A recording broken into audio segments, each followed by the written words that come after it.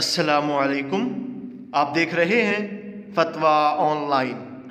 ہم لاتے ہیں آپ کے لیے اسلامک انفارمیشن اور روزمرہ مسائل کے حل کے مستند فتاوی جات۔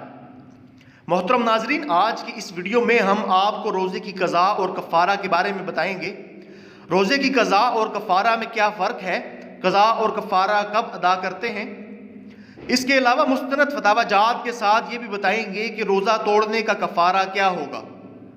ان مسائل کو جاننے سے پہلے آپ سے گزارش ہے، اگر آپ نے ہمارے چینل فتویٰ آن لائن کو سبسکرائب نہیں کیا تو ضرور سبسکرائب کر لیں، بیل آئیکن کو بھی دبا لیں تاکہ آپ ہماری ہر نئی آنے والی ویڈیو کا نوٹیفیکیشن حاصل کر سکیں۔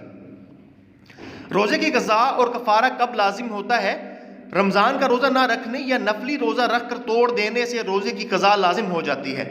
رمضان کا روزہ رکھ کر جان بوجھ کر کھا پی کر یا ہم بستری کر کے روزہ توڑ دینے سے قضا کے ساتھ ساتھ کفارہ بھی لازم ہو جاتا ہے۔ محترم جناب مفتی صاحب، اگر کوئی شخص جان بوجھ کر روزہ توڑتا ہے تو اس کا کفارہ کیا ہے؟ سنا ہے لگاتار 2 مہینے روزے رکھنے پڑتے ہیں، کیا اس کے علاوہ بھی کوئی راستہ ہے؟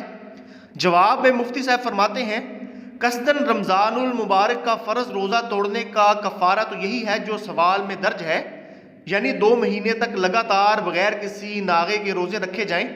تاہم جو شخص کسی عذر کی وجہ سے 2 مہینوں کے مسلسل روزے نہ رکھ سکتا ہو تو 60 مسکینوں کو 2 وقت شکم سیر کھانا کھلانے سے بھی کفارہ ادا ہو جاتا ہے، یعنی 60 مسکینوں کو پیٹ بھر کر 2 وقت کھانا کھلانا۔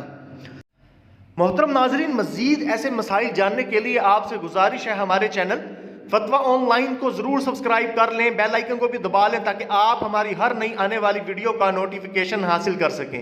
اگلی ویڈیو تک کے لیے فتویٰ آن لائن کو اجازت دیجیے۔ اللہ حافظ۔